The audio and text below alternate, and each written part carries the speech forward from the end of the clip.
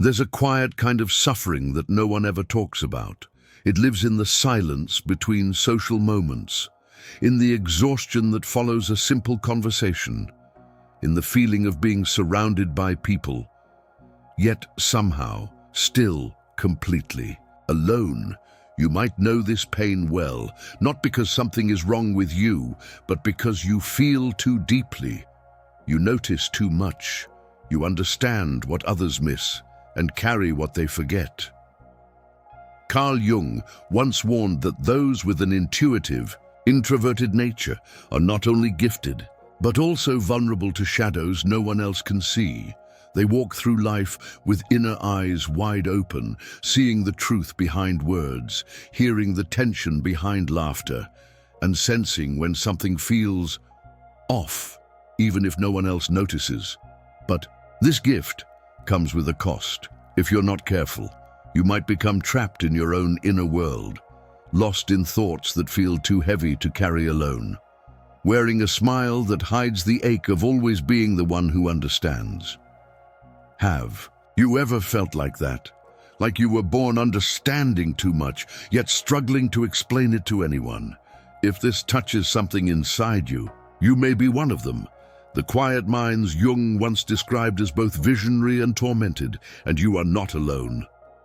In this video, we're going to walk through Carl Jung's dark warning to intuitive introverts, the unseen dangers that often follow them, and how to recognize the signs in your own life before they quietly lead you away from yourself. So stay with me, because sometimes the most important truths are the ones whispered softly, in the language only you can hear, and maybe that's why you found this video today. If you've ever wondered why you feel so different, why your sensitivity feels like both a blessing and a burden, then this may be the beginning of understanding what Jung tried to tell us all along. Have you ever felt invisible in a room full of people? Let me know in the comments. You're not crazy. You're not alone. You just see the world differently. The gifted intuitive and the hidden cost. Carl Jung believed that some people are born with a natural ability to intuit, to sense truths beneath the surface, to feel things they haven't been told, to read people without needing words. This kind of person doesn't just think, they feel no. They walk into a room and instantly pick up on unspoken tension. They sense when someone is lying, even if the smile looks convincing. Their minds reach far ahead into possibilities, seeing connections between events, drawing meaning from dreams, patterns, or sudden inner knowing. But here's the part no one tells you. That very gift, the intuitive strength, can slowly turn into emotional isolation, because when you see what others don't, you also carry what others ignore. Have you ever felt like you're always the one who notices everything, but can't talk about it because people will say you're too sensitive or overthinking? This is the silent struggle Jung saw. He warned that intuitive introverts often carry the collective emotions of those around them. They become emotional filters, absorbing energies, moods, even traumas that aren't theirs. And the more they absorb, the more they retreat, until one day they disappear into themselves, becoming spectators of their own lives. Quiet, distant, always observing, but rarely understood. Have you ever felt like you had to shrink yourself to keep others comfortable, or like your truth was too much for the people around you? If so, share your story in the comments. You might be surprised how many others feel the same. Jung said this kind of personality can become dangerously unbalanced, not because they're broken, but because they never learned how to shield their gift. They internalize pain that doesn't belong to them. They dwell too long in the future or the past. They disconnect from the present, from their bodies, their needs, their joy, and little by little, they begin to vanish emotionally, socially, sometimes even physically, losing energy, motivation, or purpose. But this isn't where the story ends, because Jung also believed that same intuitive depth can become your greatest source of strength. If you learn how to recognize the warning signs and reclaim the parts of you that have been hiding in silence. The first warning sign, emotional exhaustion that has no name. There's a kind of tiredness that sleep doesn't fix. You wake up and still feel drained. You cancel plans not because you don't care, but because the idea of small talk makes your skin crawl, and when someone asks, "What's wrong?" you don't know how to answer. Because nothing is, and everything is, all at once. Jung believed this kind of soul-deep exhaustion is one of the first red flags for intuitive introverts. It's not laziness. It's not depression in the traditional sense. It's energetic depletion, the result of living in a world that constantly demands your attention while rarely giving you space to breathe. Because when you're highly intuitive, you don't just listen to people, you absorb them. Every story, every emotion, every subtle shift in tone, it enters you, and if you don't know how to release it, you begin to drown in other people's energy. Until your own voice becomes a whisper inside your chest. Have you ever felt like the world is just too loud? Not just with noise, but with expectation, with pretending, with carrying emotions that don't even belong to you. That's not you being weak. That's you needing boundaries your soul was never taught to build. Jung warned that without these boundaries, intuitive introverts become overloaded vessels, filled to the brim with unspoken pain, unable to function, but unable to explain why. If this feels familiar, pause for a second. Take a deep breath. You are allowed to feel what you feel, and you are not broken for needing rest. Drop a comment below if this resonates, even just a bit to let others know they're not alone in this, but this exhaustion is only the beginning. In Jung's journals and lectures, he pointed to another danger, more subtle, more seductive, and far more difficult to escape once it takes root. It's the quiet illusion that you are safest when alone, not just for rest, but forever. And that's what we'll explore next. The second warning sign, isolation that feels like safety. It starts with a quiet decision. You skip one event, then another. You stop replying right away, then stop replying at all. You tell yourself, I just need a little break, and maybe you do. But slowly, the silence grows louder. You begin to prefer the safety of your thoughts over the uncertainty of connection. You talk to fewer people and trust even fewer, and before you realize it, you're living in a fortress made of books, screens, imagination, and memory. Jung described this retreat as a defense mechanism, not a lifestyle. Because for intuitive introverts, the inner world is rich, deep, comforting, but also addictive. There's no rejection there, no misunderstandings, no noise, no performance, no masks, but there's something else missing too. Touch, spontaneity, laughter, warmth, real, messy, imperfect connection, the kind that reminds us we are human. Have you ever pulled away? Not out of peace, but out of quiet heartbreak? Have you ever felt that being alone is the only way to stay undamaged? If so, you're not strange. You're trying to survive in a world that rarely understands you. But Jung warned, too much time in the inner world without grounding leads to detachment. From life itself, you begin to watch your life instead of living it.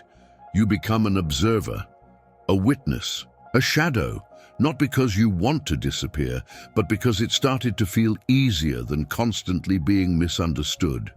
If you've ever felt like you were fading, not physically but emotionally, tell me in the comments. You deserve to be seen, even if your voice shakes. But here's what Jung wanted intuitive introverts to understand. This retreat doesn't mean you're weak. It means your soul is begging to be nourished in a different way. Not by crowds, not by noise, but by meaning, truth, and authentic connection. And that leads us to the next sign, perhaps the most heartbreaking one, when the gift of deep perception turns into deep self-blame.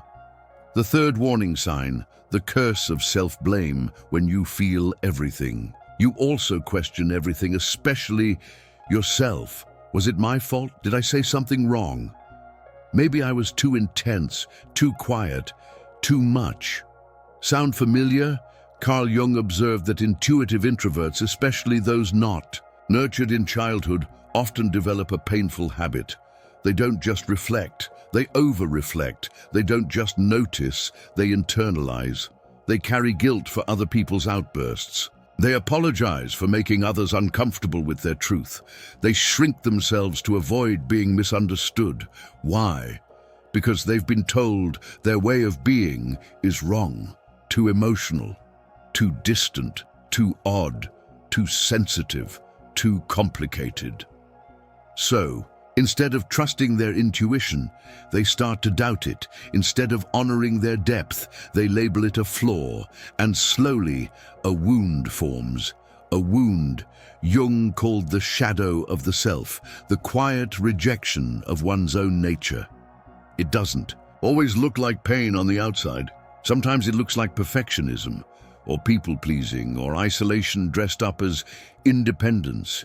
But deep down, it's the fear that your very existence might be a burden. That's the danger Jung warned about. When your mind turns against your gift, you begin to question your worth. You start silencing your voice before it even leaves your lips. You apologize for existing, even if no one asked you to. And that is a silent tragedy too many intuitive introverts carry. If you've ever struggled with this, even if you've never told anyone, you can leave a quiet in the comments. Sometimes that's all it takes to let someone else feel seen too. But this inner war doesn't have to continue, because Jung didn't just warn, he guided. He believed that by making the unconscious conscious, we begin to reclaim our power. And in the next section, we'll explore the most dangerous illusion of all, the one that keeps intuitive introverts stuck in emotional limbo. The belief that no one could ever truly understand them. The fourth warning sign, no one will ever understand me. There's a moment, usually quiet, usually late at night, when you feel it rise in your chest. That ache of being unseen, not just unnoticed, but unfelt. You listen patiently. You show up with your whole heart. You understand people, sometimes more than they understand themselves. But when it's your turn, when it's your story, your thoughts, your emotions, your silence, no one seems to hear it. And so you begin to wonder, will anyone ever really understand me?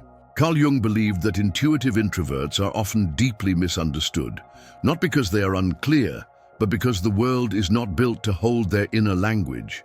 They speak in symbols, in energy, in pauses, in feelings too delicate, for loud rooms and rushed answers, and when they try to translate their inner world into surface-level conversation, something gets lost. People either stare blankly, change the subject, or tell them to lighten up, and over time, that hurts not in an obvious way, but in the way a flower bends toward the light and finds only shadow, so they stop sharing, stop opening, stop trusting, and begin to believe that no one will ever get them. This belief becomes a cage, soft, invisible, but real. Because when you believe you'll never be understood, you stop letting anyone try. You become your own sanctuary, but also your own prisoner. And Jung warned, when an intuitive introvert fully retreats into this belief, they risk cutting off the very medicine they need most. Human connection, not surface-level socializing, but soulful heart-to-heart resonance. Have you ever felt like your mind lives in a different world than everyone else's? If so, you're not broken, you're not weird, you're just carrying a deeper language. Comment, I still believe in connection if you're trying to stay open, even after being hurt. And now, we come to perhaps Jung's most important insight of all. The only way out of this pain is not to abandon your depth, but to honor it. to stop seeing your intuition as a wound and start seeing it as your way back to yourself. In the next section, we begin that journey, reclaiming your depth, Jung's gentle guidance. Carl Jung never asked intuitive introverts to become louder, or more normal, or more like the world around them. He asked them to become more like themselves, not the version shaped by guilt or fear, but the version that existed before the world told them they were too much or too strange, because Jung believed something radical, that healing doesn't begin with fixing what's broken. It begins with seeing what was never broken to begin with. You were never wrong for being quiet. You were never weak for needing space. You were never broken for feeling deeply. You were just different, and different isn't less. But you must stop apologizing for your sensitivity. You must stop shrinking your intuition to make others feel more comfortable. Because your gift, yes, your gift, is not just to notice the world, but to teach it how to feel again, to lead others back to their own truth. By being courageous, enough to honor yours. And yes, that journey is lonely at times. It will require boundaries. It will ask you to walk away from what no longer feels safe and to choose depth over approval, even when it scares you. But you won't disappear. You'll become real, Jung said. The privilege of a lifetime is to become who you truly are. So ask yourself, who were you before the world made you afraid of your own voice, before you learned to doubt your knowing, before your heart started whispering truths no one else could hear? Because that version of you still exists, waiting, under the silence, beneath the overthinking, behind the I'm fine. And now, maybe, you're ready to meet them again. If this part of the video speaks to you, let others know in the comments. I'm done hiding. You might give someone else the courage to stop hiding too. See, protecting your energy, honoring your soul. So, how do you move through this world when your soul is this soft and your eyes see this much? Jung didn't believe in quick fixes. He believed in integration, bringing the parts of you that were hidden, ashamed, or silenced back into the light. And that begins with a promise, not to the world, but to yourself.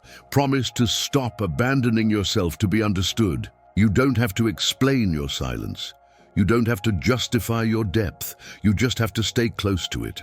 Build quiet rituals that restore you, walks without noise, journals that hold your dreams, a cup of tea where no one interrupts your thoughts.